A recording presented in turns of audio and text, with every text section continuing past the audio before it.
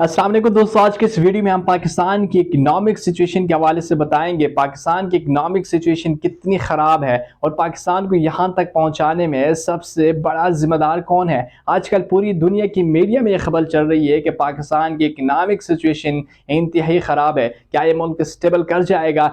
क्या ये मुल्क जो है इसी तरह इसके इकोनॉमिक सिचुएशन हालात जो है मज़ीद ख़राब होते जाएंगे। और साथ में हम आपको बताएंगे कि 2022 से लेकर आज तक कितने पाकिस्तानी मुल्क छोड़कर चले गए हैं और साथ में ये भी बताएंगे कि सबसे ज़्यादा किस चीज़ को पाकिस्तानियों ने सर्च किया और साथ में हम इसका सलूशन आपको बताएंगे कि कैसे हम अपने मुल्क के इकोनॉमिक सिचुएशन को बेहतर कर सकते हैं।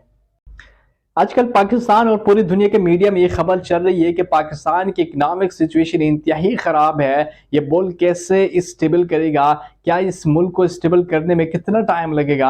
और साथ में एक तरफ चाइना से लोन ले रहा है, एक तरफ IMF से लोन ले रहा है और साथ में कोई लॉन्ग टर्म प्लान नहीं है।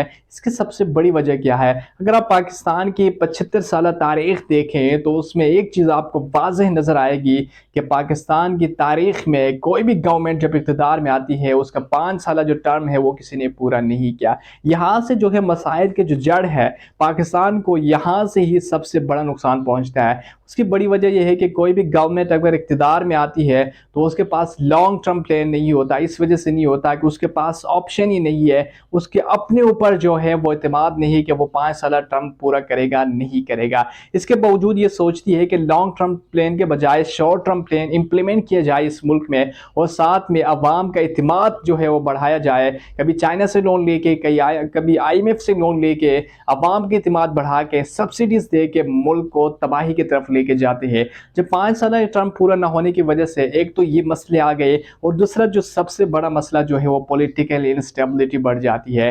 वो गवर्नमेंट जब इक़्तिदार से बाहर आती है वो सड़कों पे निकलती है और प्रोटेस्ट करती है और साथ में जो है बहुत सारे जो ऑप्शन मौजूद है उनको इस्तेमाल करके मौजूदा जो गवर्नमेंट होती है उसको बहुत ज़्यादा परेशान करती है। ये हालात इस तरफ बिगड़ते जाते हैं और सबसे जो बड़ी वजह जो है वो मुल्क में जो है इन्फ्लेशन बढ़ जाती है। इन्फ्लेशन, बेरोज़गारी बहुत ज़्यादा बढ़ जाती है, अनएम्प्लॉयमेंट जो है बहुत ज़्यादा होती है, महंगाई बहुत ज़्यादा बढ़ जाती है। इसकी सबसे बड़ी वजह ये होती है कि आपके मुल्क में जो भी गरीब तबका है, जो दिहाड़ीदार मज़दूर लोग हैं वो बहुत परेशान होते हैं। तो इसके बाद जो वाला ऑप्शन होता है वो क्या करते हैं कि अगर उनके दिहाड़ी से उनको जो मज़दूरी मिलती है उनसे अगर उनका गुजारा नहीं होता तो वो डकैती की तरफ जाते हैं। एक क्राइसिस यहाँ से जन्म लेता है। अब हम वापस अपने टॉपिक की तरफ आते हैं कि पॉलिटिकल इंस्टेबिलिटी बढ़ने की वजह से सबसे बड़ा जो मसला है वो जो है इन्फ्लेशन के साथ साथ जो है अनएम्प्लॉयमेंट बढ़ जाती है। जब ये बढ़ती है तो इस साल 2022 से लेकर 2023 तक एक रिपोर्ट के मुताबिक पाकिस्तानी 8.5 लाख पाकिस्तानी जो है वो मुल्क छोड़कर चले गए हैं। उनमें इंजीनियर भी है, उनमें डॉक्टर भी है, उनमें अकाउंटेंट भी है, बड़े ऑफिसर है।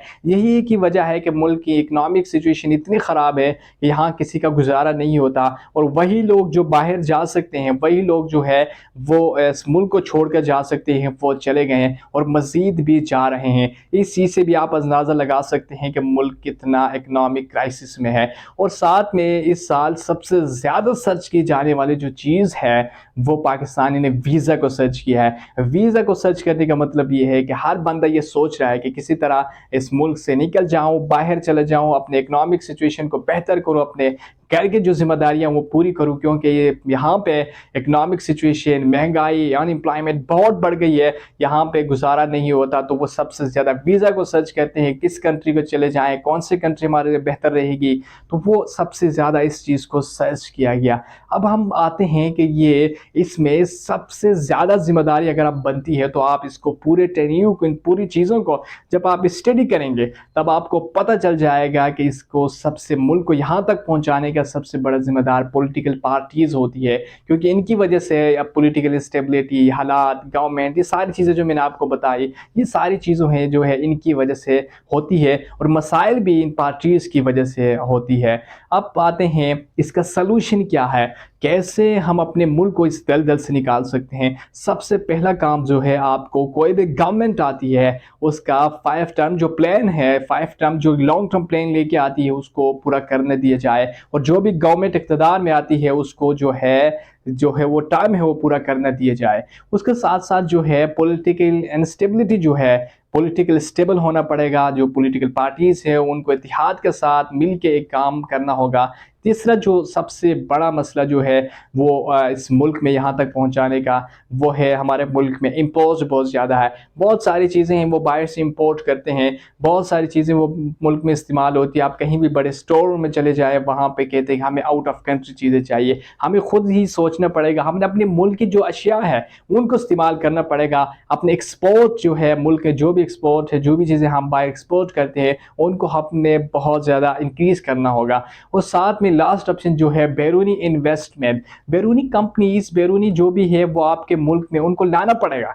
क्योंकि जब आपके मुल्क में इन सारी चीज़ें, इन्फ्लेशन, उसके बाद अनएम्प्लॉयमेंट, पॉलिटिकल इंस्टेबिलिटी, इसके साथ जो है सिक्योरिटी का इश्यूज़, ये सारी चीज़ें जब आपके मुल्क में बढ़ेगी तो बाहर का बंदा नहीं आएगा आपके मुल्क में। आपको इन चीज़ों को इंश्योर करना पड़ेगा, इनको ये आपको बैरूनी जो पाकिस्तान में इन्वेस्ट करते हैं उनको यहाँ पे लाना पड़ेगा, उनको सिक्योर करना पड़ेगा। इसके साथ-साथ जो है जब वो बैरूनी इन्वेस्टमेंट आपके मुल्क में होगी तो बहुत सारे मसाइल जो है उनका ख़ात्मा किया जा सकता है। ये 4-5 ऐसी चीज़ें हैं जिससे हम अपने मुल्क को, अपने मुल्क के साथ जो है हम स्टेबल कर सकते हैं और मुल्क को इस क्राइसिस से हम निकाल सकते हैं। आज के लिए इतना ही, मिलते हैं नेक्स्ट वीडियो में। अल्लाह हाफ़िज़।